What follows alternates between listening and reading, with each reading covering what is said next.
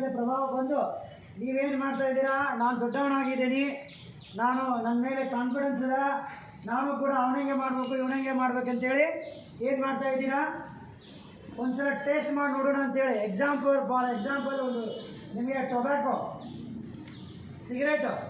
ಸಿಗರೇಟನ್ನು ಯಾವುದೇ ಸ್ಟೈಲ್ ಮಾಡೋದಕ್ಕಾಗಲಿ ಅಥವಾ ಯಾರನ್ನ ಇಂಪ್ರೆಸ್ ಮಾಡೋದಕ್ಕಾಗಲಿ ನೀವೇನು ಸಿಗರೇಟ್ ಸೇರ್ತೀರ ಅದು ಮುಂದೆ ಹೋಗ್ತಾ ಹೋಗ್ತಾ ಚಟವಾಗಿ ಪರಿಣಮಿಸ್ತದೆ. ಹಾಗೆ ಕೂಡ ಸರಾಯು ಕೂಡ,